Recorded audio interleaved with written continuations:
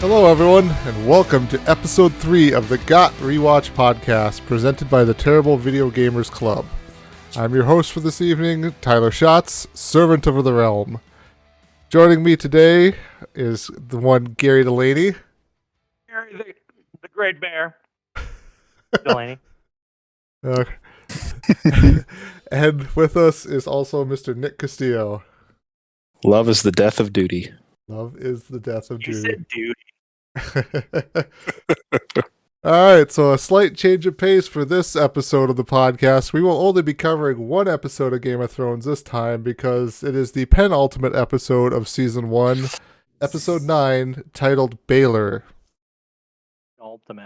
Penultimate, yes. Right before the ultimate final episode of the season. So, we get kind of started off here with just right away we get into with Ned. It's basically just a scene of Ned in the dungeon and Varys comes down to visit him again. They have another great conversation of kind of like, are you prepared for this? Is there anything more you could do? Is there anything more you want to do? And Ned kind of, like my part that I wanted to kind of talk about here was just Ned turns to Varys basically and says, truthfully, straight up, no lies, no deception, tell me, who do you serve? And Varys says, he says he serves the realm. Mm-hmm. So it's kind of like and then they have kind of like this conversation with like a difference of opinion of like, Varys says, how he's an actor, he's trained, he's good with lies and deception, whereas Ned was basically raised by soldiers, so he understands that basically he's kind of accepted, he's already ready to give his life away to death. But then also Varys kind of reminds him, I understand, you may not be concerned for yourself anymore, basically, but what about your daughters? Mm-hmm. I think the line is something like, Ned says, you grew up with actors. Like, I grew up with soldiers. I've been ready to die learned how to die years ago. Right. Yep, exactly. I did want to call out one point here, though, and we probably don't completely have an answer for it right now. But so Varys constantly says, he wants peace, he wants to serve the realm, and, the question is, and knowing, too, that he met with Ilio underneath the King's Landing there early in this season here, Varys says he wants to serve the realm. Like, does he really mean he wants to serve the realm, the common people as it is, or does he want to serve the area and kind of keep it quiet and docile until the Targaryen can rise in the east again? Ooh, interesting. I don't believe... I'll let Gary ponder on that for a little. He can chew on that thought for a moment. See what I did there? I do think that he is honestly looking for peace. Just kind of, I'll build up and then come back to this thought. The thought I saw in a lot of the thread through a lot of this episode is the dichotomy of how people are talking about one thing, but then ultimately we find out that the opposite is what has come to fruition. Like in this episode, in this transition here, Varys is talking about how he grew up with the thought that everyone has a part to play. He doesn't really focus so much on the acting part of it, that everyone has a part to play, everyone has a purpose. Whereas Ned kind of saw that interaction more so as he's focusing on the deception and you're not really what you say you are. So like you said, he asked him straight up, no lies, no deception. What is your purpose? And truthfully, Varys, I think, is honestly trying to serve the realm. I don't know, to be honest, like you said, Tyler, if he's actually trying to undermine the current ruling group, like you said, or just trying to keep the area peaceful until a Targaryen comes back. But I think just in general, he doesn't want bloodshed. Whoever rules can rule, but he doesn't want bloodshed. If that ruler turns out to be someone who is not a good person or not someone who's avoiding war and, violence and death, I think that's what he's going to try and undermine. I think he just wants the peace of it. He's got his, little spiders he keeps talking about, or people who are, the kids who are getting information for him, little secrets and things he hears. His little birds, he calls his little birds. Thank you. He calls them little birds. But how he uses that network of things is definitely not to undermine people, but just to kind of keep stability. I think he's kind of neutral. Like if you think of, the Dungeons and Dragons, alignment or whatever, there's this definite thought that he's I'm getting shaking heads, that he's true neutral. Like, he's not evil because he does some things that people are kind of questioning, but he's not fully good either, where people think, what is he up to? He's just neutral, right down the middle of the road. And whatever will be balanced is what he's looking for. So when he says, I'm serving the realm, because he doesn't say, I'm serving the Lannisters, I'm serving the Baratheons.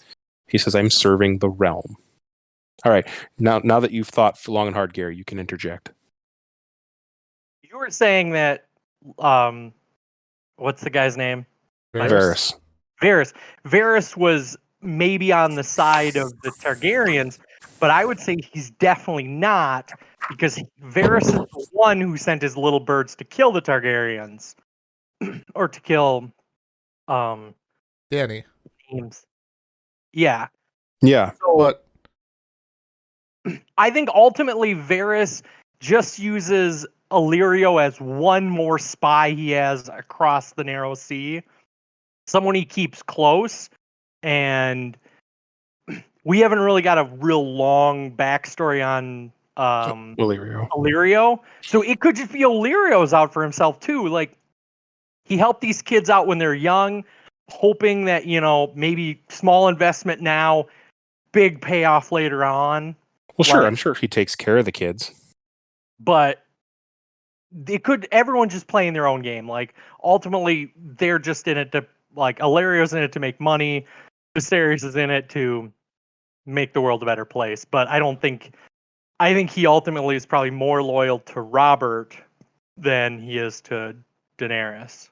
Well, sure, because Robert had no. Now that his rebellion was done, he had no great wars or no great follow up or bloodshed against people necessarily. He just drank, and the realm faltered because of it, but there was no chaos in it. As far as with Illyrio, the realm is only going to be as strong as your neighbors allow it to be. If Illyrio says, well, the Targaryens are coming back, and I'm going to allow them to build up an army on the opposite side of the Narrow Sea and come and destroy the Westeros, that wouldn't be good either. So to that end, I think that's why he's working with Illyrio to say, keep the Targaryens over there, kind of let them do whatever. But yeah, like you said, let me know what's up to them, and just another pawn in his chessboard. Just one more person from across the Narrow Sea that can tell him when you have to brace for impact. But we can probably roll forward. I was going to say one point to your thing there, Gary, though. It's like he sent the assassins out to kill the Targaryens, Daenerys specifically, because he was kind of instructed to do so. As he kind of told Ned, he's no great fighter or anything like that. He's not going to be winning any sword battles or anything like that. So if he's kind of commanded to do it to protect his own life, he will eventually do it there. Yeah, it might not kind of serve maybe the greater purpose that he was trying to make there, but if ultimately it's between him doing this and living or him not doing this and dying, pretty much he's going to obviously stick to living. Did we find out or discern if Jorah is working for Varys? Is that who that contact is? Because we found out that Jorah was relaying information on Dany to Westeros, but was that through Varys? Or was that through Littlefinger or somebody else? Nope, it was through Varys, because one of the little birds, the little children, basically shows up in the market there to talk to Jorah when he separates himself from Dany. Gotcha. Some reference to him being a little bird. Yeah. Okay. So I was going to say, because that loop, King Robert was getting like almost instantaneous feedback. Like, we'd see an episode, a small segment with Dany, and then the next episode would be Robert at the council talking about, now she's pregnant. And it just seemed like that instantaneous feedback came so quickly. Yeah, if Varys didn't do what he was commanded to do, he would be killed. And then whatever plans he had or balance he was looking for would be for naught. Okay, side thought. You're good. Yep. All right, so then we move over to Rob Stark, basically in his army, kind of just standing at the twins. Mm-hmm. And you get a line from, I get his name wrong, confused. It's Umber, right? Big John Umber. Yep. The guy with the chains across his chest there. He makes like a quote there about the House Lord there of, expect nothing of Walter Frey and you'll never be surprised. Correct. And then you get kind of an introduction to Lord Frey, Walder Frey, because they need to negotiate. Rob's army needs to negotiate with him to basically get safe passing across the Twins, which is basically a bridge that crosses the river there, so that way they can. Is it get away from Tywin, the Lannister army, or is it kind of maybe move more towards Tywin's army? To move closer to his army. Closer. Further south. I'm guessing that's the best crossing. It is the best crossing. He's got to move a large army. I think if he doesn't go through the Twins, he has to probably circumnavigate. That's how I understood it. Okay. Correct. So the river there is called the Green Fork. I'm looking at a map here of the Riverlands, and the Twins are kind of at the northern tip of the Riverlands, just south of the neck, which is the thinner part there where the north is. So all the Northmen have to come down through the neck, down into the Riverlands, where these two teams are kind of meeting. And yeah, the river runs more or less northwest to southeast. So it is kind of diagonal, but yeah, if you want to get into the Riverlands, you have to cross the Green Fork at some point, and that's kind of where the Twins are at. Is that big bridge? And yeah, it's a huge castle with enough river. Because there's a quick shot there of them standing looking over at the river. It's fairly wide. There's no way you can ford it like the Oregon Trail. He would lose his team. The best way to do it is to definitely cross somewhere where there's a crossing, and that's probably why the. That's why the Twins are there. Reference the Oregon Trail. You can't not reference the Oregon Trail, Gary. And so that's why the castle is there. It's the best cross, and probably, as they said, Lord Walder Frey or the Freys have had that crossing for 600 years, and they've never not been able to exact a toll. Yeah. So the reason that we meet them is because Cat volunteers to go in there basically as a way to put some kind of power behind the person who's talking to Walder Frey about trying to get the North Army across the river, but also too so that way Robb Stark basically doesn't get taken captured by Walder Frey and then sold off to the Lannisters or something like that. It's kind of protecting the head focal point of your army there. So since this is our first introduction to the House Frey, Nick, could you provide us a little feedback on House Frey? They're terrible people. There's really not too much in the book here actually about House Frey. They are not the book calls the people who rule that whole area Lord Paramount. There are other different houses or families in the north, but the Starks are the House Paramount. They're the king people in that area. The Freys are powerful as far as the Riverlands go, but they're not the rulers of the Riverlands. That's House Tully, as in Catelyn Tully, Catelyn Stark now. And so the book doesn't go into too much detail other than that they exist. They've had that area for many, many years, as the show references. But as far as the book says, it just kind of references right now that it's fallen to Lord Walder Frey, who is quick to temper and to take wives, is essentially, I think, how it's written here. I can't find the exact page, but it just references that, yeah, he finds young women who are brought to him that grow up in his area, and then he has more sons and more daughters, and then just takes another wife. I think in the show that he even makes a quick reference then when he's parlaying really quick with Catelyn Tully that this is his third or fourth marriage. And you even see all of his sons that he has in his council chambers who are just trying to talk to him as he's trying to talk to Catelyn. Wife is 14, 15? Oh, yeah, they say 15. He says, what's the line? He's just disgusting. He said, she's 15, and her honey is all mine. She's a delicate flower, 15 or something like that, and her honey's all mine. Yep. And he's clearly 60s something. Probably older. I'd almost put him older than that, though, too. Yeah, but he's... One thing, I guess, that the show doesn't explain, but probably not a spoiler moving forward, is in conversations where the Freys are having and interacting with other houses, they have some sort of game where it's how many people in succession they are from being the next to control the Twins. Oh. Oh, like all the sons and things? Interesting. Like, yeah, there was some sort of game where no. Anyway, in the book, it talks about how, like, because he has so many children and so many wives, it just goes in, like, where in the line of succession all of these kids are. Well, they're nipping at his heels. Like, he's like, I'm not dead yet. One of them is a bastard. Another, I guess, item that I forgot to make a large note on was the deal. I don't know if we're quite to what the deal was, or if we want to circle back to that. I had some thoughts on the deal. The deal doesn't come until later on in the episode that you're talking about. I'll hold my note till then.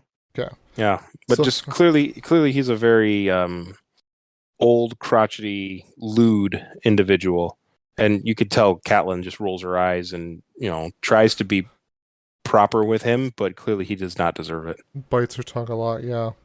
Exactly. Okay, so after that we jump up to the north there at the wall, Castle Black there, where Jon Snow receives Longclaw, the sword of House Mormont from Commander Mormont, there for basically saving his life. And Jon points out that it's a Valyrian steel,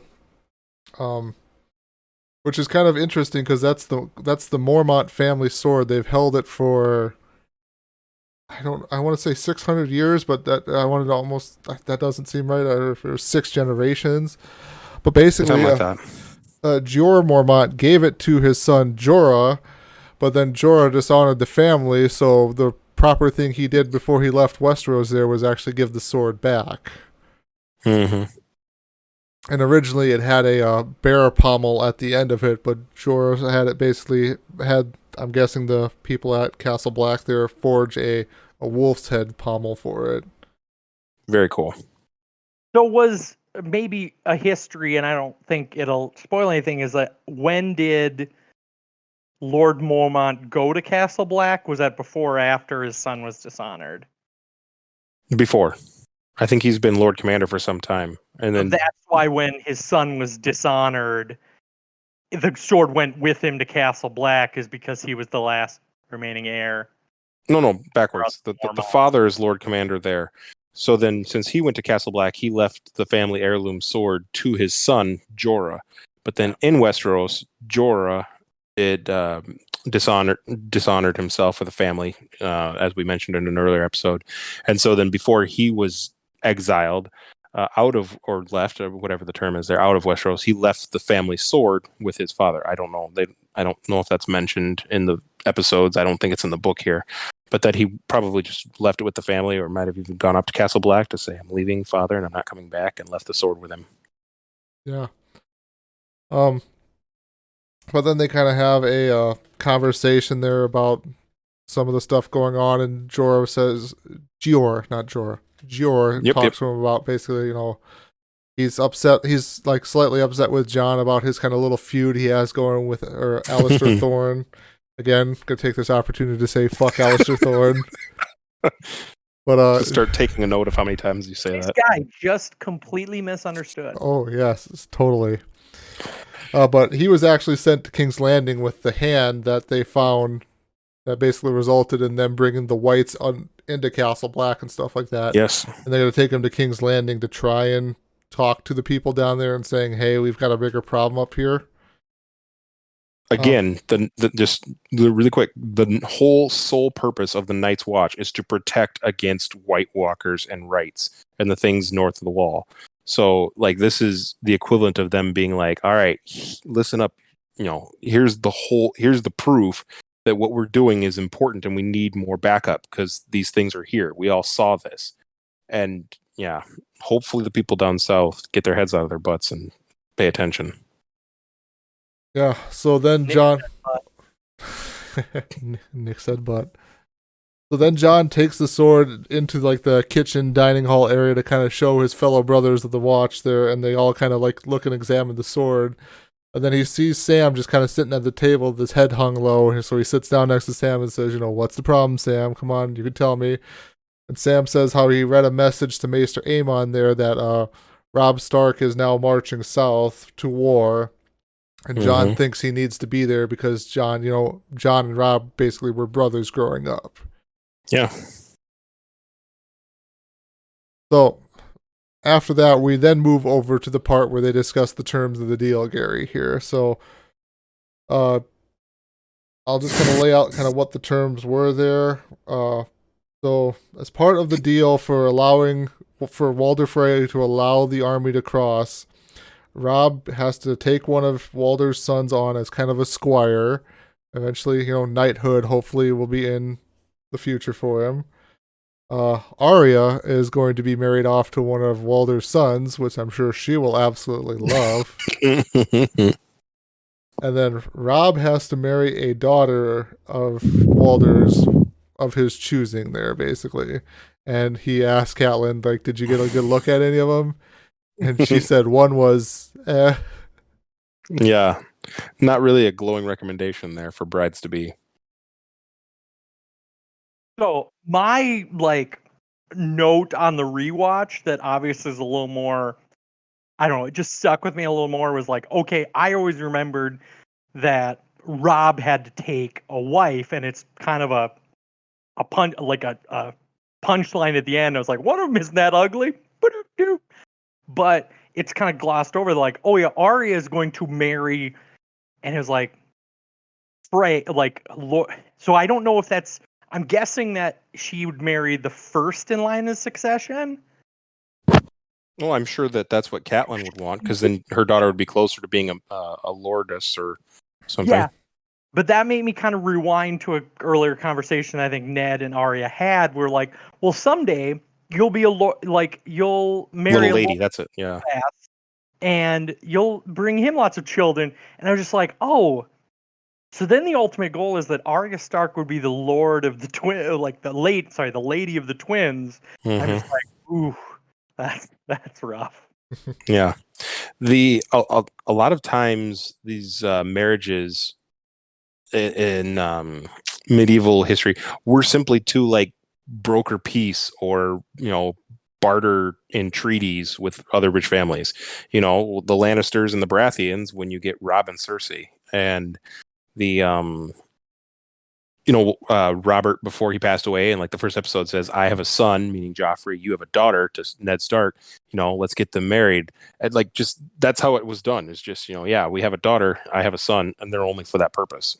They're trained in combat, they're trained to be, archers, boyars, horse riders, but the purpose was to basically, you're going to marry someone rich, and just it's all about the titles and the pomp and circumstance. It's not even necessarily marry somebody rich. You're going to marry somebody of importance to consider consolidating power and stuff among the families. The highborn stay highborn and the lowborn stay low. Exactly. I use the term consolidate power, which is actually a terminology from the Game of Thrones board game. So it made me. That's true. So anyway. Robb does agree to these terms here because it is the only way basically to cross the river there successfully if they want to kind of get moving as an army. And I want to point out here again, like I kind of said here at the beginning, of the music here of them kind of crossing the river and stuff is really good. The composer, again, I don't know how to pronounce his name. I should look this up. Ramin Djawadi, I'm going to go with right now. It's probably a terrible butchering, but he does a fantastic job of basically just putting in music that just kind of sets up the scene or just kind of enhances the scene as you're watching it there. Not as bad a butchering as the Butcher's Boy, though. Ho! Shake head. All right. So next we have Jon kind of gets summoned up to talk to Maester Aemon there. And it's kind of like a great scene because it's like our first, as watchers, basically, our first scene of listening to the one-on-one conversations between a character and Maester Aemon. Because like I said, some of the earlier episodes where I think Maester Aemon's just a great character overall to kind of listen to. And they kind of have a history, they get a little history lesson on the Night's Watch and kind of some of their vows there. What is honor compared to love? What is duty compared to that of holding a newborn son in your arms there? Mm-hmm. I wrote down no one knows. I can't remember exactly what the connotation was for that. No one knows who he is. No, well, I think it's it would. No one would understand the trouble I'm in. No one or you don't understand like this why this decision weighs heavily on me. yep, because he's also talking to John basically about like John. He knows that John kind of has this decision that's kind of floating around in his mind of like, does he want to stay in the Night's Watch as he swore his oath and everything like that, or does he want to leave and go help Robb basically with this war here? And then that's where you get kind of Maester Aemon revealing a little bit more about himself, where he reveals that he was tested with this same problem at one point in time, but unfortunately his test came when he was kind of old and frail already, when basically he's talking about like how his family was wiped out, the kids were killed and all that, and it was really hard to learn that the babies were slaughtered in their cribs and things like that. And then it's basically kind of revealed that he was a Targaryen is a Targaryen. He is, but I'm sure we'll just jump to Nick giving the real huge. He is the Mad King's brother, or the Mad King's uncle. I want to say great uncle almost. It sounded like there was him, somebody else, and then that somebody else had a kid, and then they had a kid, which was the Mad King. Yeah. As far as the history, I just had it up here. Yeah. He is the.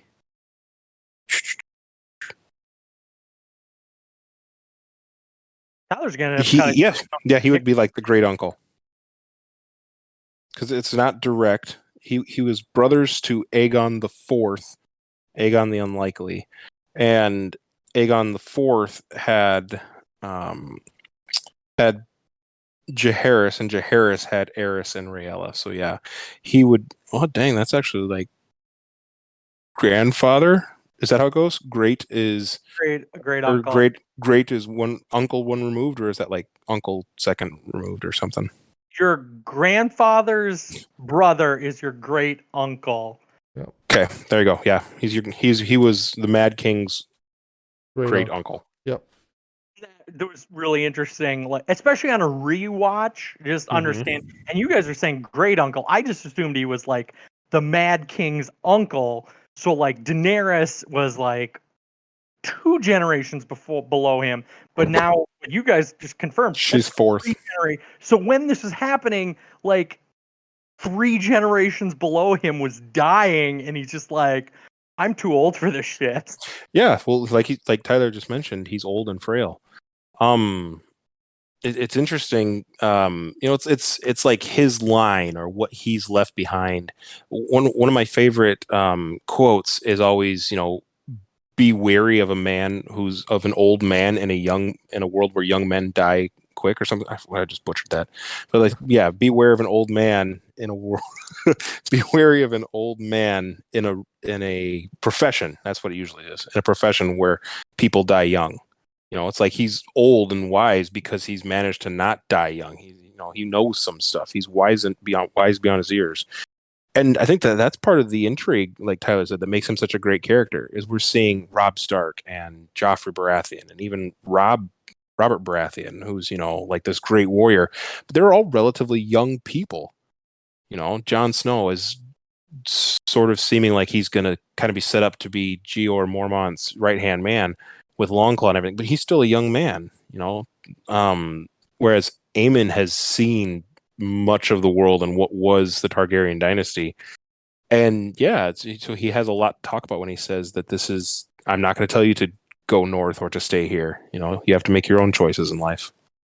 So maybe it was a quick line, did Maester Aemon pass on the throne? No. There's a lot in the book. I actually found this page that talks about him. I'm not going to go through all of it, but yeah. To it, and it's like the throne passed to, like, my father was this, and the throne passed. No, I thought maybe he said as I passed on the throne, as I did something, the throne passed to Yes. someone. He did of his own accord. He became a maester. All the maesters, and again, the maester just means the learned person in an area, and then you're assigned somewhere, or you're a friend of a family house. When he became was the firstborn, and he decided to be a maester, which by extent he was the third son in his family. Yep, he was the third son in his family. Just a little clip here says Maekar's third son, because he said my father was Maekar the first. He says that line there. Maekar's third son, Aemon, was a bookish boy who had been sent to the Citadel in his youth. That's out in Old Town, way over in the Reach, in the far western, southwestern portion of Westeros. Sent to the Citadel in his youth, and emerged as a sworn and chained maester. And so part of that is you take vows, I'd imagine similar to the Night's Watch, where you're not going to have a family or hold any titles.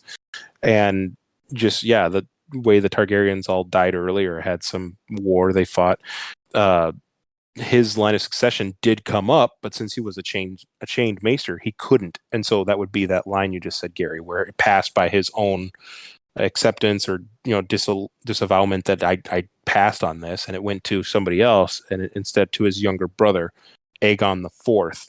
Since Aemon was the third son, Aegon the Fifth was the fourth son of a fourth son, which is not the direct descendancy. And that's why Aegon the Fifth is known as Aegon the Unlikely, because he wasn't the one anyone thought would ever sit on the Iron Throne, but just happened to be that that's the way it went.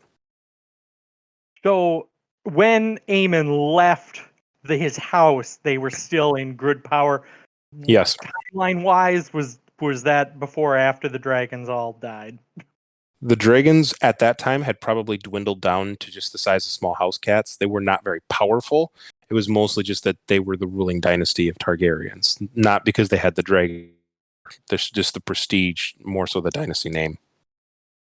We can try to wrap up this, but just the fact that, like, when Aemon left his house, when he went his own direction, like the Targaryen lineage was still in good standing and was a great house in Westeros. And then since then, in 2 or 3 generations, it just went to shit. He watched the basically fall, like the slow decline of his house to basically the utter complete it being wiped off the face of the planet there, basically. Correct. Just really quick, because it's interesting anecdote in here. It mentions Brynden Rivers, who's known as Bloodraven in the history of Westeros, was the hand of the king, did something not wise, but poorly viewed as not good politics. And so Brynden Rivers, Bloodraven, was sentenced to go be a ranger at take the black, essentially, and go to the wall. And Aemon, being related to Brynden Rivers, who had a Targaryen backstory, went with him. That's how Aemon Targaryen ended up at the wall, when Brynden Rivers, the character known as Bloodraven, went north of the wall. Some 50, 60 years, I imagine. Maybe not quite that, but they're both fairly young individuals. So Aemon's been up there at the wall for some time. Okay. All right. So we now move on to then basically cut to the Dothraki there. And Khal Drogo, we kind of look at him, and he does not look very good right now here. He's seen better days. Seen better days. He ends up falling off of his horse, which is a very big no-no in Dothraki culture there. That basically means any Khal who, I think it's said there, basically like any Khal who can't stay on his horse is not fit to lead. And Dany's kind of trying to do, like, she gets off her horse and is trying to do everything she can to kind of deflect the Dothraki away from this situation. Like, oh no, it's not bad. He's just really tired and all of that. And she says to send for that healer lady, basically, who had allegedly healed Khal Drogo the first time there. On a rewatch, the number of times that he is warned about, like, that this lady's a witch.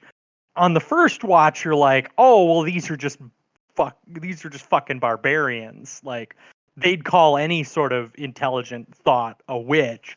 And then, like, it was, I think, probably 5 or 6 times that she was like, you don't, like, F her, she's a witch. And then in this episode, you're like, holy shit, she's a witch. Like, Mm-hmm. there's a reason that people were very disrespectful to her, is because she's not playing above board. Exactly.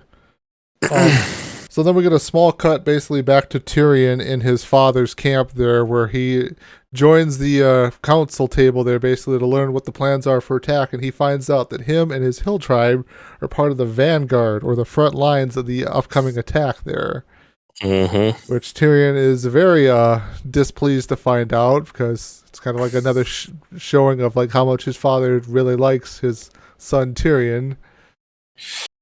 Also, just a quick turnaround that he like joined the table of war leaders of all the great lords in the camp, and is like, oh, grab some wine, and they're like, oh, we got surprise news. You're leading the vanguard. And he's like, ah, shit. And then he just like, he's not even at the table that long. I think he gets a drink, and then he's like, I think I should go now. I'm not as hungry as I thought I was. Yeah. Exactly. Well, then, when you see the two big armies charging at each other in most of these movies, like that's the vanguard, like the middle front line section of people. So yeah, it's pretty much understood that you're either going to be the toughest, strongest warriors in that line, or you're the people who just charge first and are likely going to die. Cannon fodder. Exactly.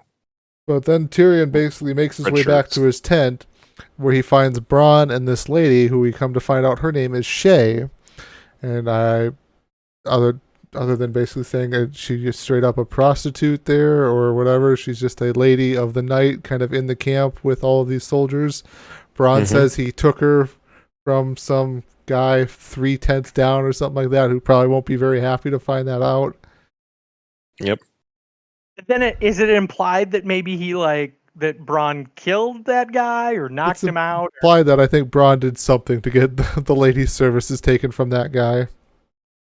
Yeah. Moving forward. Okay.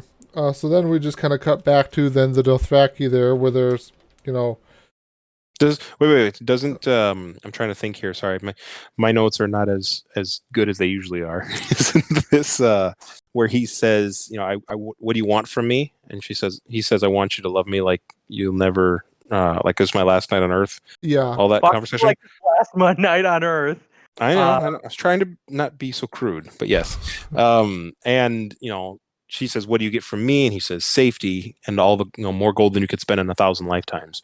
Just that, to Tyrion, it's almost like he wants companionship. He wants love and acceptance. Companionship, I was going to say, is the thing that he really is after most. That no one will hurt you. I want someone to talk to, but someone who loves me, obviously. But while it is physical, it's almost more just the companionship part of it. And I think that that's what Tyrion really wants. Also, it's just sort of accepted that he's if people are hanging around with him, that he just assumes that the expectation is that they want some percentage of gold for their time. Yeah. And I think very quick scene before we move was that Tyrion tells Bronn that, oh yeah, we're in the Vanguard tomorrow, and he's like, okay, I think I need to go find me some alcohol and ladies, because I don't know why Bronn would necessarily be a necessity to be in the Vanguard. He's just a sellsword. Well, but he said that he wants to be around because Tyrion said, stick with me and I'll give you all the more gold than you'll know what to do with. And so he's kind of hanging on Tyrion too until he gets a percentage. At this point, I think it's more, I want my my payback for saving your life in the Eyrie and helping you out to this point too. Well, yeah, and I assume that he's got to keep Tyrion alive, because if Tyrion dies, all the promises Tyrion made to him, his dad or no one else is going to honor those promises. So yes, he's got to keep Tyrion alive. Mm-hmm. But anyway, rolling forward. Sorry, just had to point that out. I thought it was an interesting interaction. Exactly, yeah. So next is just kind of we get back to the Dothraki there.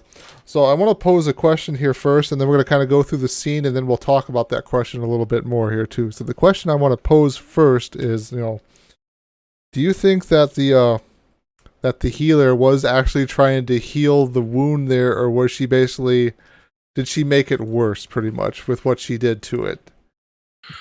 So just ponder the question for just a little bit. We'll kind of just talk about this scene, and then we'll go back to that question there. Okay. So, the Dothraki, basically, their society is, Jorah points out that their society more or less honors strength, not weakness, or, not tradition like the Westeros kind of families do as far as like line of succession and everything like that. Because Jorah says basically, hey, we need to get out of here. We need to get out like 10 miles away from this, because when he dies, they will turn on you very quickly. Mm-hmm. Or they'll throw your son. They'll feed your son to the dogs. Yep. Khaleesi just will not leave there, so she basically tells Jorah it's probably a good idea if you don your armor tonight. Mm-hmm. And then she ends up talking to the witch lady there, and is asking her like, is there anything you can do, anything with magic? And of course, there's always some spell to try and save somebody, but of course, it always comes with a price. Mm-hmm. And the price for this one is, only life can pay for death here. It's some dark blood magic there. So then they basically bring Khal Drogo's horse into the tent, and the witch lady slices its throat, and blood just spews everywhere out of there. Dany leaves the tent, walks out into the Dothraki people there. Basically, they all just kind of form a circle away from her to kind of get away from her, because they think she's got blood all over her. Yeah. And then one of the guys comes, I think they're probably one of Khal Drogo's blood riders, comes up and kind of pushes Dany, and she ends up falling down on top of her stomach there, basically, which is a bad thing. Yep. And Jorah ends up fighting that guy and basically wins because of like his armor and his knowledge of kind of fighting the Dothraki before, because I think it was maybe claimed way back earlier that he was one of the few people to successfully defeat a Dothraki blood rider before. Well, it was the fact that I think it was just talked about, like, why do you guys wear armor? Like, it's like, doesn't that make you slow? And it's like, but it's because the Dothraki just don't understand that, like, if you're not fighting on horseback, or fighting face to face, like, you can trade a lot more blows, and if you don't have something to protect you, like, you might win the battle but lose the war, as they say. Yeah. The way the guy fights with him, he slashes at Jorah's face, and he gets a slice, I think, on his cheek. Yep.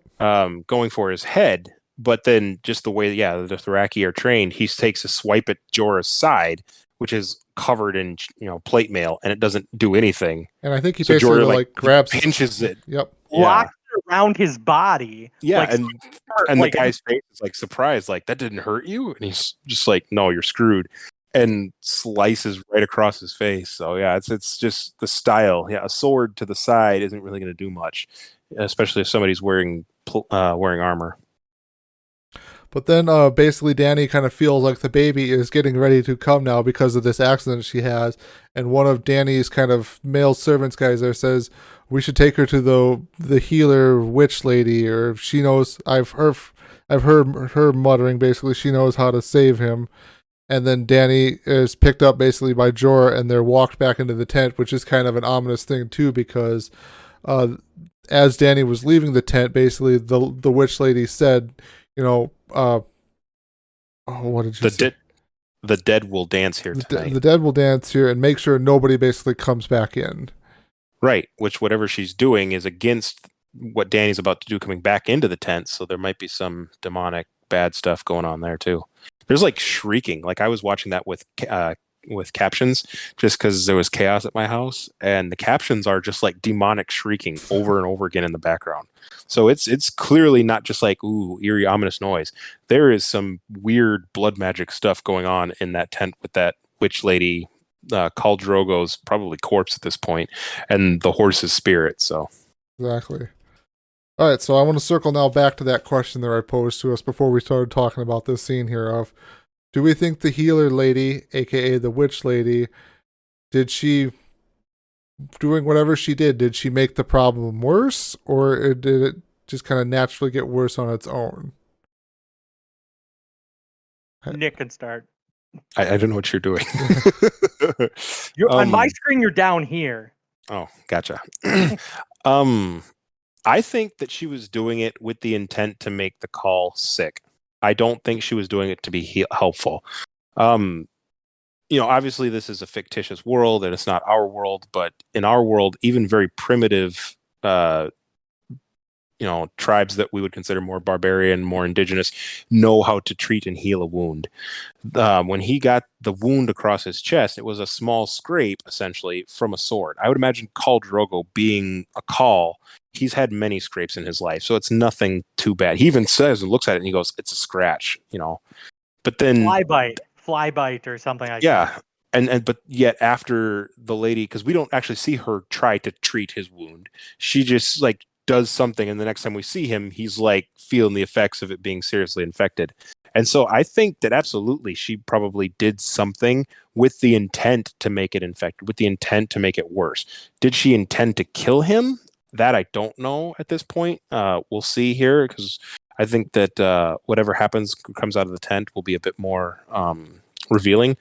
But I think that she definitely did something with the intent to hurt the person whose people slaughtered hers. I would agree with that, but it's really tough to say if her life is better, because technically she already knows that, and maybe the goal is that if you can weaken the Carl. It's not Carl. You can weaken Carl. If you can weaken Carl, you can. There will be a struggle in the interim, and maybe that's when you get the fuck out of here. There's gonna be there's gonna be a power struggle, and all these slaves can just be like, I'm gonna get GT the fuck out, and you guys can figure out and then you can reform your Khalasar when I'm gone. Could be. Okay. So maybe I don't know. On the rewatch, maybe I just always assume that healer people are nice, but as I said, you find out she's actually a witch, so I don't know. She knows spells, blood magic. She knows this demonic stuff. Maybe she's like a necromancer, where it's yeah, I know magic. I'm a good person, but what's your specialty? Healing the dead, working with spirits. That kind of thing is not really frowned upon. Is not really seen as a good thing, which is why the rest of the Blood Riders are all very freaked out about her. But maybe that's what she kind of leaned into. It's yeah, well, this helps the dead. But if Khal Drogo's not fully dead, then is she really helping him, or is she making him dead? Okay. I don't know. I don't fully. I would think that there'd be some sort of general understanding of cuts, but could also be that they haven't talked about if Dothraki weapons are poisoned or. Yeah. Going very much into a very long spoilery thing is that some people have poison on their blades, but there also could just be rusty ass swords. Yeah, absolutely. Sharp. I mean, yeah, it could just be tetanus or something that this group would not know about. And it was also kind of a deep cut. I think he walked into the blade. It wasn't he rubbed into it. Slash. It was a pressing cut into his shoulder. Conspiracy theories abound, my friends. Put on our tinfoil hats. Ultimately, whatever. Yeah. I think all people are good, Nick. Wow, that's a bold statement to make there, Gary. Let's keep going and find out more about this world of everybody's a good person. Everybody's a good person. They're all nice to one another. So next we go back to Camp Lannister. They're basically with Shay, Tyrion, and Bronn playing drinking games within the tent. And then they play we kind of commonly know it as the Never Have I Ever game, or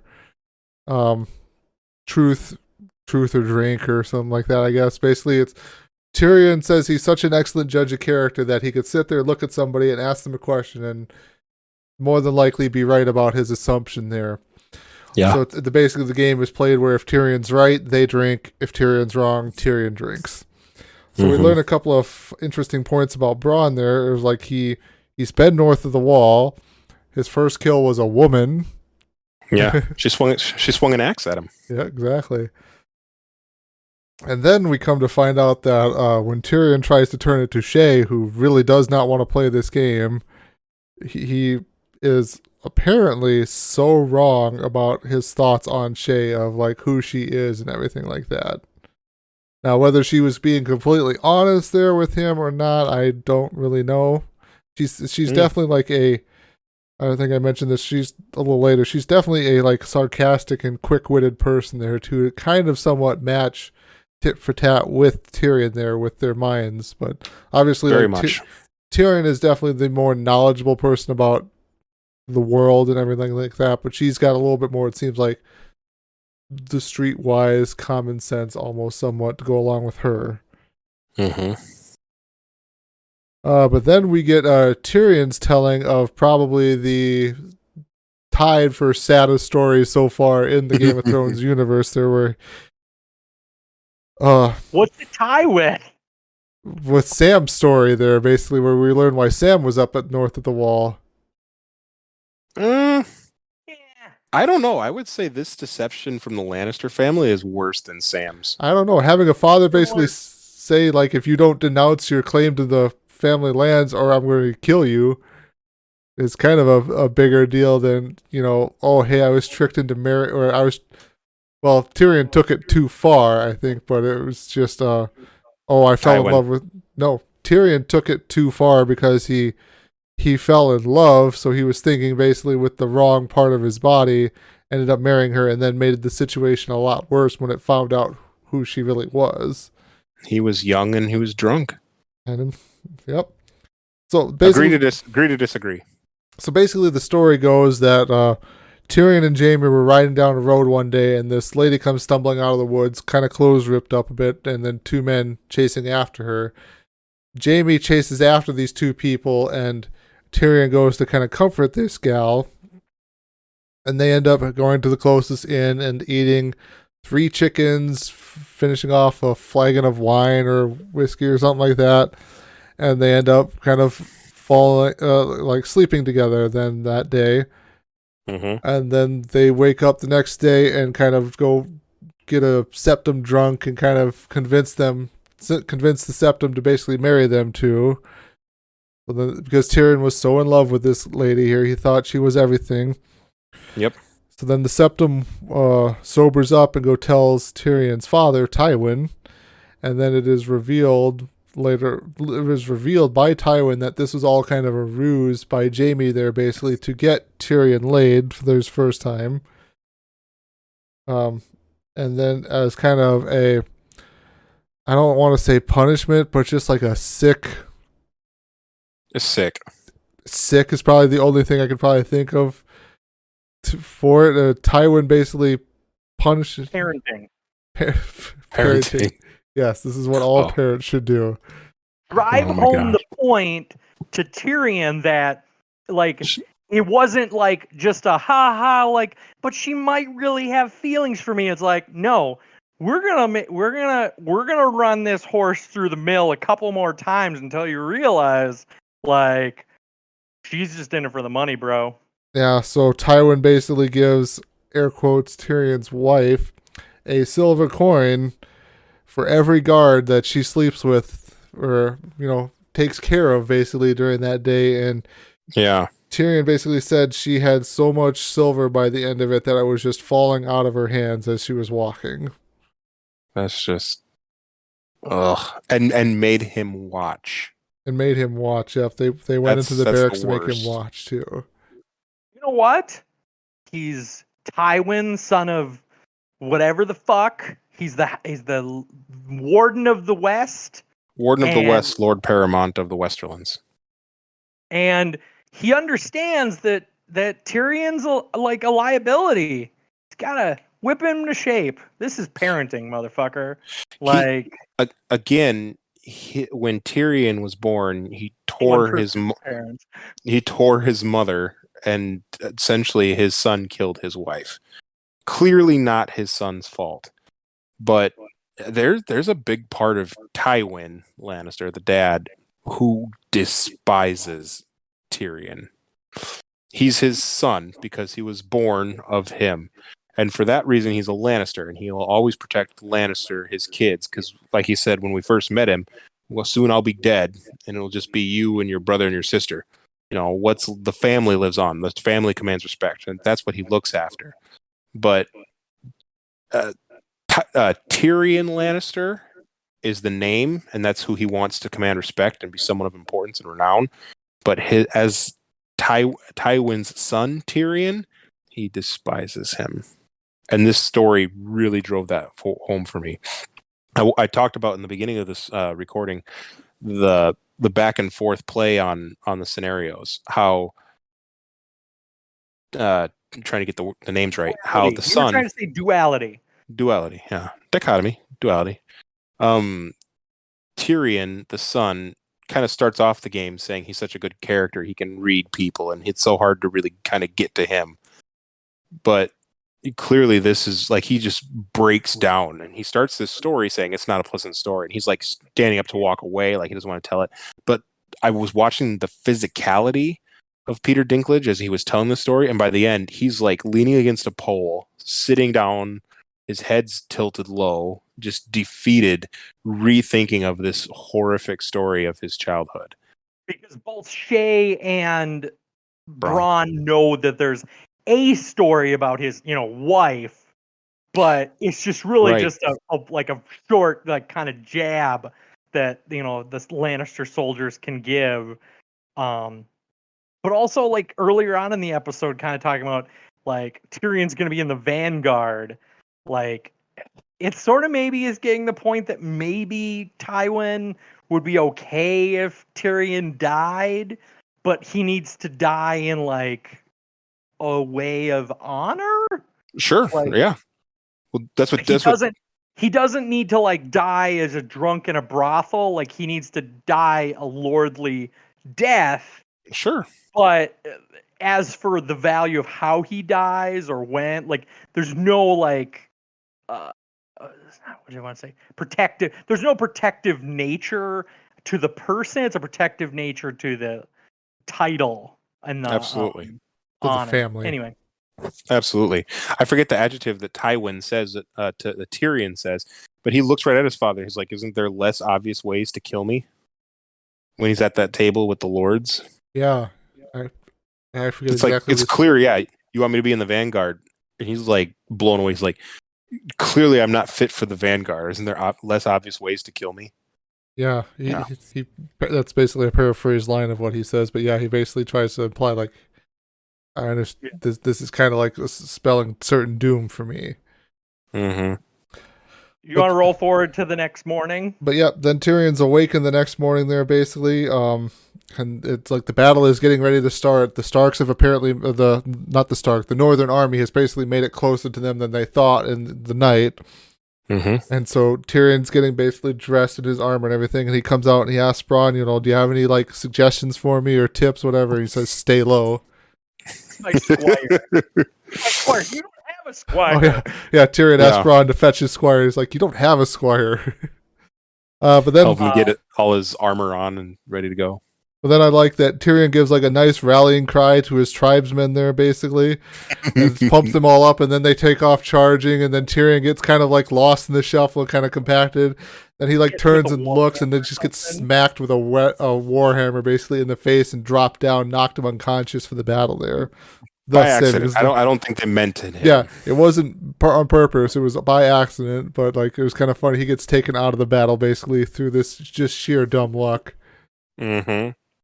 Really good. We don't talk a lot about, like, cinematography of, like, I think it cuts to, like, the next, him waking up after he gets hit in the head, and it's just this, like, weird trailing shot, whatever. Yeah, I get what you're saying. Following his head, and as it's moving on the dirt, and you're like, why is he sliding? What's going on? And I was like, oh, he's just being dragged behind a wagon. No, he's up on a cart, at least. They've put him up on a cart, yeah. Yeah, and then we see that Bronn survived the battle, so... and then Cracking shot. And then Tyrion kind of wakes up and kind of is conscious enough to ask Bronn, like, did we win? He's like, we wouldn't be alive to ask that question there now, would we? Ooh, Or something like that. wouldn't be having this conversation Yes. with Law. Yep. Then Tywin rides up on them, and Tyrion kind of asks, like, how'd it go? And like, we won the day, slaughtered these like men or whatever, like 2,000 of them. And it's like, that seems like a low number. It's like, well, what about Robb Stark? He's with the other 18,000 men. So it's kind of like, okay, well, something happened here kind of within the battle. And then we kind of are cut to Cat and Sir Roderick sitting up on a hillside, basically in the trees, just kind of staring out, wondering, what's going on here. And we kind of learn then that was all a diversion here for what had happened. And you get some good music, basically, that, starts playing again. Great music guy, the composer. I've already butchered his name earlier in the podcast. I won't try it again. Great music as Robb and like some of his bannermen come riding out of the forest there, basically, to just kind of comment, it was a diversion. And then they reveal a nice surprise that they have captured Sir Jaime Lannister. Bum, bum, bum. They tricked him there in the battle. And then you get kind of a nice moment there where Robb is just kind of reflecting on all that had happened, and he's got this kind of regret in his heart that he feels that he basically sent essentially 2,000 men to go die so that they could basically do this diversionary battle here to overwhelm Jaime's forces. And then Theon says the bards will sing tales of their sacrifice. Yeah, yep. Dead men hear no tales or something. And then Robb shoots back, the dead won't hear it. Yes. And then, it shows he's a compassionate leader at the very least. He's not just, playing with pawns, but he cares about the lives of those who die for his cause. Exactly. And then it kind of seems like everybody's just kind of all high and excited about this, feeling that rush. And then Robb basically delivers like somewhat of a resounding speech that basically to remind the troops of, this is what we're doing. This is what we're fighting for here. This one battle is not going to solve everything. We're his father is still captured. His sisters are still captured and everything like that. He doesn't cancel the apocalypse. He did not cancel the apocalypse, unfortunately. All right, so now we cut then to King's Landing there. We found Arya has out roaming the streets of King's Landing there, basically just kind of avoiding the Gold Cloak army, and she's trying to do what she can to kind of keep surviving. She ends up capturing a dove to try and either eat or do something with it. She tries to pawn it off on a bread maker there to try and get some food because she's probably been out for a little while without any food. I want to point out just really quick, even the improvement of her skills as a warrior, in the sense that she was originally chasing cats and now she's chasing birds. Like, I would think a bird would be even harder to catch because they can fly away. And the fact that she was able to catch one and snap its neck, the remorselessness, the quickness, the ability to do what needs to be done in the moment. She's definitely not her sister. Sansa is very tender-hearted, very sweet, very compassionate, very caring. Looking to fit into that peg niche of this. I'm a lady, and like we were talking earlier, I need to marry someone of stature. Whereas Arya is literally covered in dirt, catching birds and snapping their necks. Literally, she's going to eat it until she saw that this person had food next to her. And then, after her conversation with the baker, she sees a bunch of people kind of running in one direction there, and she asks one of the little kids running by, like, what's going on? The kid yells out, hey, they're taking the hand of the Sept of Baelor. And then we get cut to shot of the Sept of Baelor. So I kind of wrote myself a little note here. Nick, do we have kind of a little bit of history to talk about the Sept of Baelor? So the Sept of Baelor is named after Baelor the First Targaryen. He was known as Baelor the Blessed, Baelor the Beloved. He was a king one of the Targaryen kings. Oh, his father was Aegon III, Aegon the Dragonbane, right after the Dance of Dragons. So long time ago, essentially. I don't have the years here in front of me, but right after the Dance of Dragons, a lot of common people died, and a lot of actual Targaryens died. So it was basically this huge rift between what was the old way and what is becoming the new way. And Baelor just kind of came between everything and really focused on religion. The Sept is named after Septons and Septas, which have been referenced in the episodes already. Those people who are the religious go-tos. Like the High Septon is a position of great renown in this world, and so the Sept is just the building, and it's known as the Sept of Baelor. He had it built to commission to the new gods. The old gods kind of references the weirwood trees and the children of the forest. The old gods, like the Starks, have the weirwood forest and the weirwood tree with the carved face. And the new gods is the seven. The Sept has a big star with 7 points, 7-pointed stars. A newer god compared to the old god, and that's what the Sept is just this large religious building that was commissioned in King's Landing. King's Landing was known as a city of 3 hills, and the biggest hill has the Red Keep in it. The second biggest hill has the Sept of Baelor on it, and the other one had the Dragon Pit, where all the Targaryens kept their dragons. Yeah. So then we kind of get Ned is being taken towards the crowd there, basically, and he happens to catch that he sees Arya out hiding underneath one of the statues in the crowd there, and he happens to just also then catch one of the men of the Night's Watch who had come to King's Landing, basically looking for prisoners and stuff to take back to the Wall. That's what it was, wasn't it? I was trying to think where we saw him before. He was one of the guys who came down from the north who knew Jon, right? Yes. Well, I don't know if he completely knew Jon, but he was just one of the men on the Night's Watch, basically making his rounds to the prisons, basically, and trying to convince people to send more people up north to the Wall. Okay. He rode with Tyrion from the Castle Black until Tyrion was captured. That's what it was. Then he rode with haste to King's Landing so that he could tell Ned before anyone else got news that Tyrion had been captured. Okay. Gotcha. Yep. Exactly. Yep. He basically tells this guy, hey, he basically says Baelor, and then he sees that's the statue of Baelor. Yep. Yep. And then the guy sees that Ned's daughter is sitting out there, so he tries to make his way to her. But then, so we get a scene there where Ned, I'm going to throw the air quotes out there, confesses and says he was wrong in what he did, that Joffrey is the true king of Westeros there, and he dishonored the memory of his friend Robert there. Okay, can I interject again? Sure. Again, Gary, the duality of this whole scene a couple times throughout this episode, in the very beginning with Varys pleads with him, just lie, do what you have to do to play your part, because your part will bring peace to the realm. Yeah, you'll probably get exiled, but you won't die. There won't be chaos. Your sons won't come wreak havoc and revenge. I think at one point too, when Jon is up in the north talking with Aemon, or maybe it's with Gior, Lord Commander, he has a similar reference too, where he says, Aemon says what would your father Ned do if he were forced with a difficult decision between love and duty?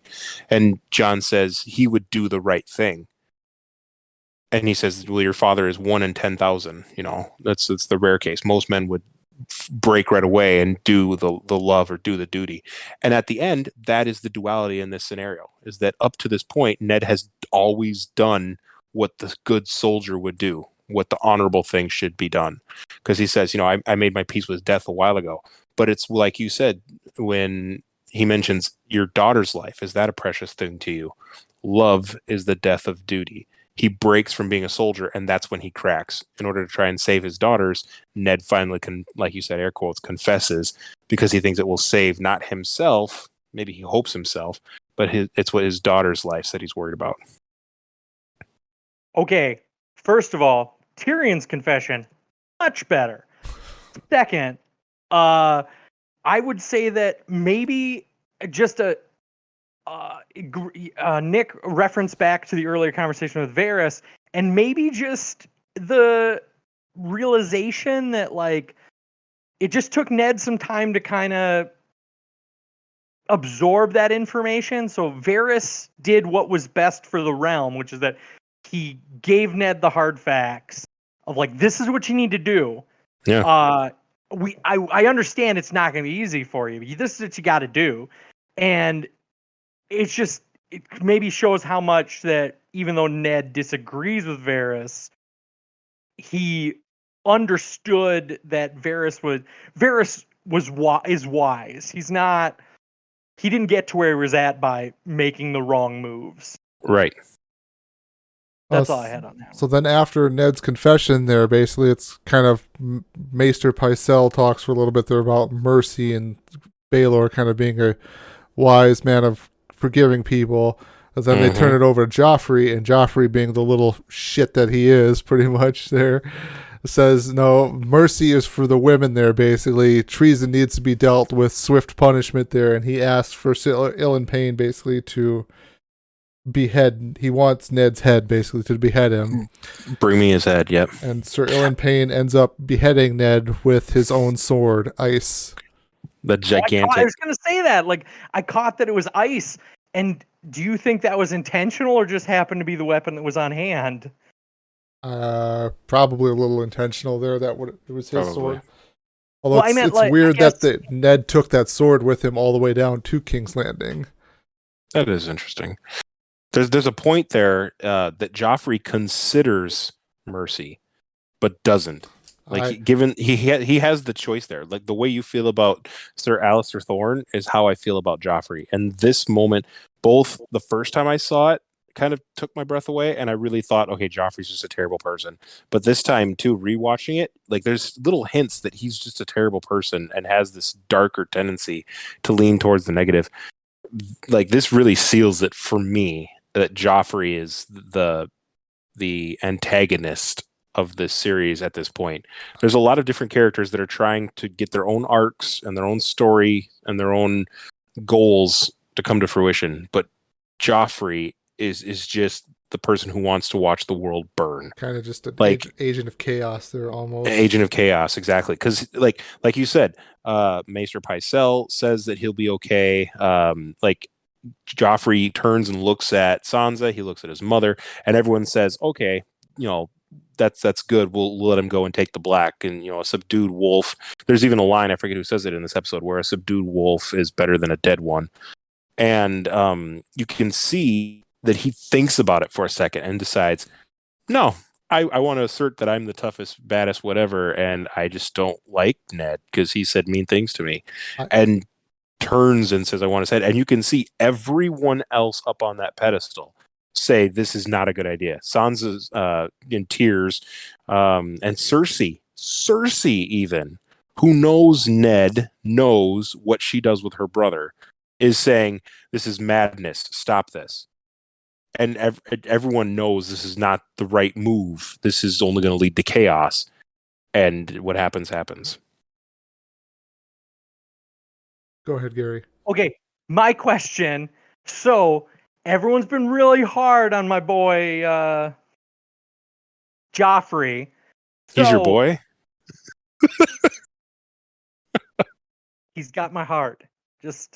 Okay, so if you're this hard on Joffrey, playing devil's advocate, how would Robert Baratheon handle that sort of bullshittery? If it was Robert, and it's just, for me, it's the question of, is this the influence of the Lannisters side of him, or is it the Baratheon side of him?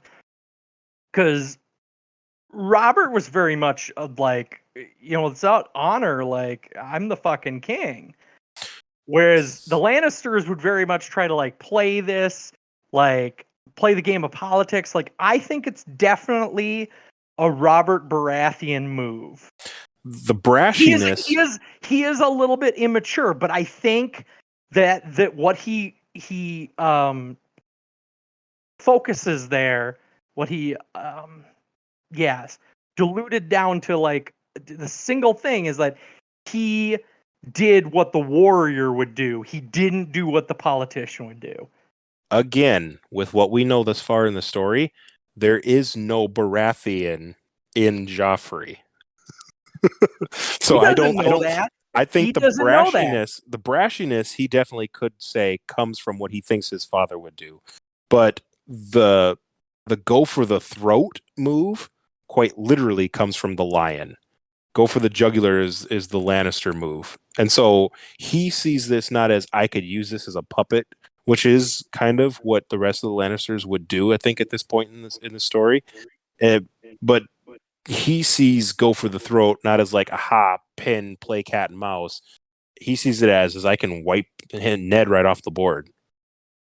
So to go back to just quickly to an earlier point of yours, Nick, I don't think there was any hesitation in Joffrey of this is him going possibly for mercy and then switching to being his dark side. No, I think that was all just an act of show of being like, oh, I'm going to feint like maybe I'm going to give mercy, but really, no, I'm going to kill him. And then to Gary's point there, basically, like, I think a lot of it is just kind of like, basically like a little spoiled boy, basically never being told no, who is in a position of power to now kind of do whatever he wants, whatever kind of impulse he has. He's never been told no, you shouldn't do this. He's never quite been fully educated on the rights and the wrongs of politics, and that you need to be thinking farther out with your chess pieces instead of just playing checkers right here and doing what you can to eliminate everything. So it kind of even utters back to that scene of Joffrey and Cersei having that conversation in King's Landing about like what would Joffrey do in this situation, and all of his responses were acting on basic impulse. They're not any thought out meticulous plan there. So him basically executing Ned is just kind of a quick gut instinct of, like Nick said, of like, oh, he said mean things about me, I'm going to get rid of him because I can. Nobody can tell everybody could say no to me or don't do this, but I am the king. I can do what I want when I want now. So this is what I want to do. A narcissist sociopath. Seen the consequences either. Like at no point in he like lied to the king and like fucking cut the butcher's boy, and there was no consequences for him. Yeah, like no consequences. I think he would have done worse if the king hadn't rebuked him, and a light rebuking, really. Cersei's like, "Is that what you would say to your would-be prince?" And he's like, whatever, 7 hells. But I think that now that he's the king, there's no one who's going to tell him what to do. And so, if you want to test someone's character, give them power. It's unchecked. He can do whatever he wants because he's the king. And I think that we're in for a very dark history. A very dark next couple episodes here, trying to see what the world will be like with a king that allows this type of thing to happen. Precisely. I have a question for you. So Tyler's comment about he doesn't think there was any hesitation in this. It made me think of a question. I have my own thoughts as to why Joffrey is doing the things he does, like I just talked about, because he just wants to watch the world burn and act on impulse. What do you think his end game is? Do you think he's the type of person that would just murder everyone without end to get his way, or do you think that he has some great aspiration? What do you think he thinks killing Ned will accomplish? I would say probably his initial base instinct thoughts would be like, if I kill this guy, everybody will fear and kind of respect me, of like, oh, I'm this big bad guy making all of these tough decisions, like making all of these decisions, like, you don't respect me or you don't fear me, I will have your head or something like that, or I will do what I can to kind of destroy you. So it's just, I don't think there's any forward thinking in his actions. It's just any future, I'd say, planning in his actions. It's just, I'm going to do this right here and right now because this is what I think is best for me right now in this situation. I think you hit the nail on the head. What is best for me? I guess a counterpoint to like maybe what would make him that instinctual is going back to like what Rob has been dealing with, both with his own forces and with Tywin, of like, oh, he's just a boy, so green in battle that he pisses grass. Like that's maybe how Joffrey feels he is as a ruler. Like he's so green that no one would respect him. Like, so now he has to do something, as you say, brash, to be like, yeah, you question me. This is how I fucking roll. Like I'm the boss, and you can figure your own shit out. Like, I like those, and I like those responses. It's so unique to me that he doesn't have that what could be the consequences thought. 20,000 Northmen are riding south because he imprisoned their ward, their liege. What do you think is going to happen if they find out you kill him? He doesn't even think that far ahead. So. All right, and so we have reached the end of our episode here. Any kind of his watch has ended. Any kind of closing comments or thoughts for kind of about this, or anything kind of reflecting back on the first few episodes, first 9 episodes? Nick, we'll kind of start with you. Anything for you? There's definitely a game to the Game of Thrones, as shown by Ned. Well, yeah, it's true. Like, Ned is, I'm going to play by the rules. I'm going to do everything honorably. I'm going to do what being a good soldier means to me. And he's dead at the end of this run so far. And the people who are playing, quote unquote, the game are still very clearly in power, and the happenstance that their scheming has wrought is that there's this sociopath who's now going to be the most powerful person in the realm. So it will be interesting to see what happens. Okay. Gary. I think that it really, up to this point, sort of got us to, like, you guys are saying, like, this is a crazy episode. I was like, I think the next episode is gonna, not even trying to spoil, just gonna set us up for, end of any show. There's a big kind of cliffhanger at the end of the season, like, so this is just like putting all of the pieces on the chessboards that you can get the lead up to what is, I think, going to be really interesting in the next episode. But starting from the show, like, you get introduced, like, going back to episode 1, like, you get introduced to Ned Stark and Robert Baratheon and the Imp.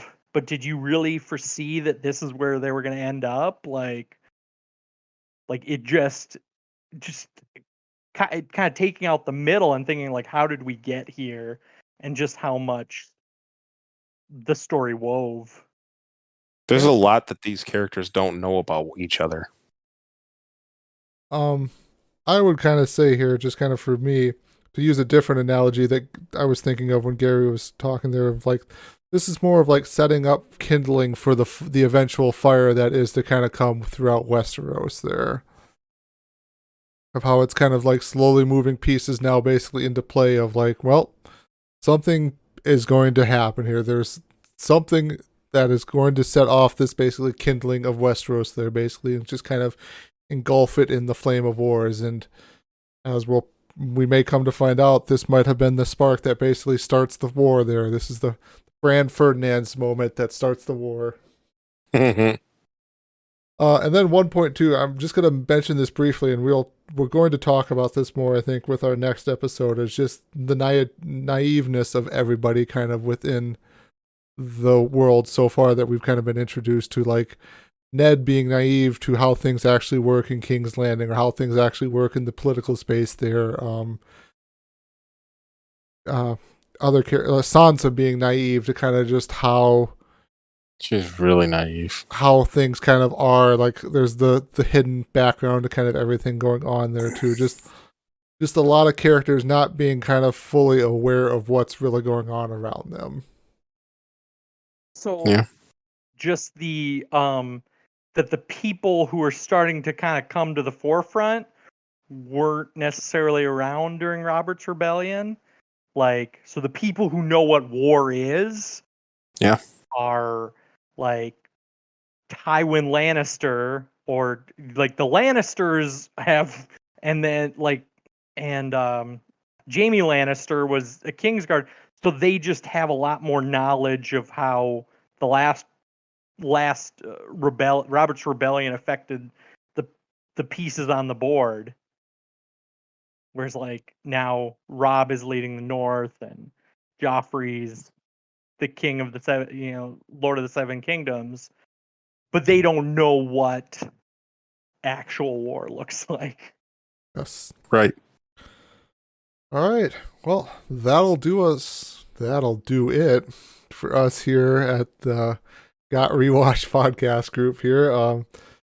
Next time for our, what is it, 4th episode? Yes. 4th. For episode 4, we will be watching episode 10 of season 1, titled Fire and Blood.